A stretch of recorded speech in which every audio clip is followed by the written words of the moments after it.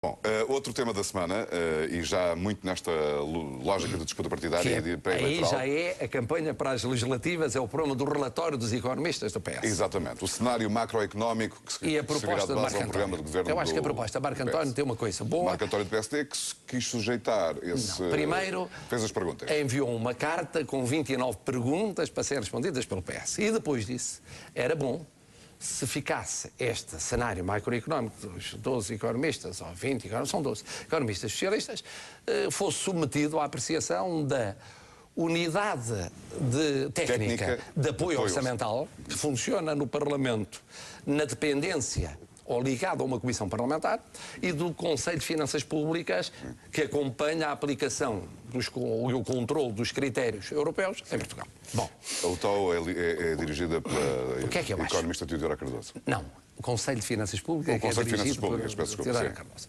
E é assim, eu acho que a ideia de enviar as perguntas é boa.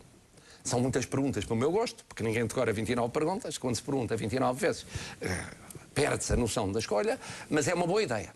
Tem um risco, que é centrar o debate na proposta do PS como se fosse já governo.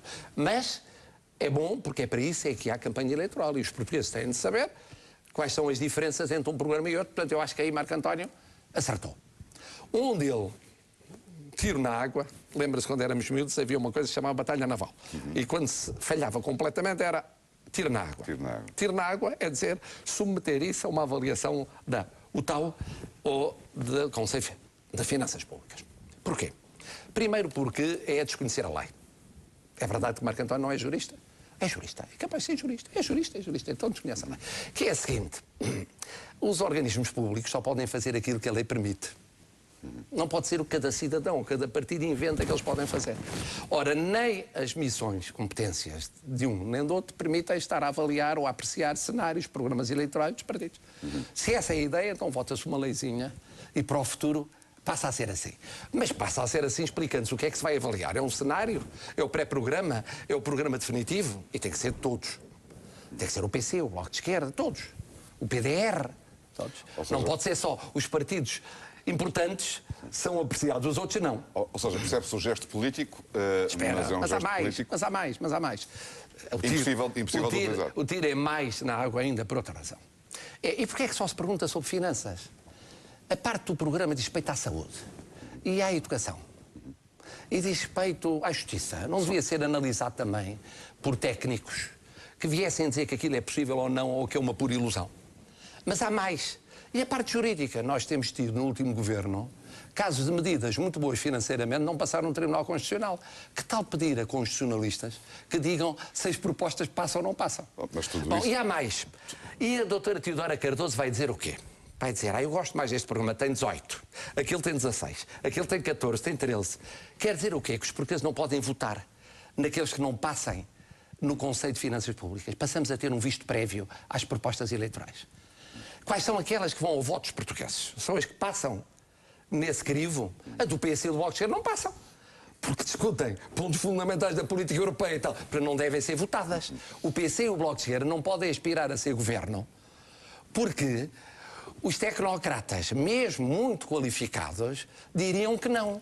À margem dos poderes que têm na lei. E será que as propostas financeiras da coligação serão apresentadas também ao TAU? Também deviam ser o programa eleitoral também. Porque o programa eleitoral não é necessariamente só o Pacto de Estabilidade e o programa de reformas. Ou seja, é uma ideia que acrescentou a primeira parte boa. A segunda parte é completamente surreal. É surreal. Dá-se o exemplo da Holanda, que é um mau exemplo.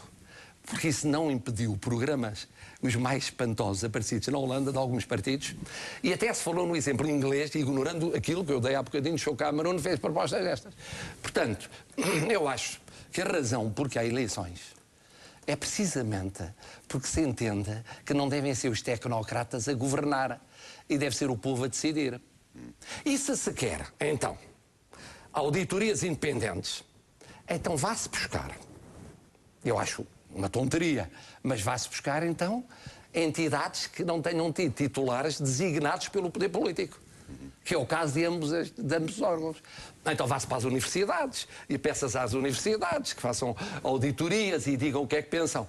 E mesmo aí, para haver a garantia que são diversificadas, pede-se à economia da Nova, pede-se ao ISEC, pede-se à Católica, pede-se ao Porto e pede-se a Coimbra, porque há uns que são mais monetaristas, outros são mais keynesianos, outros ainda têm um cheirinho marxista.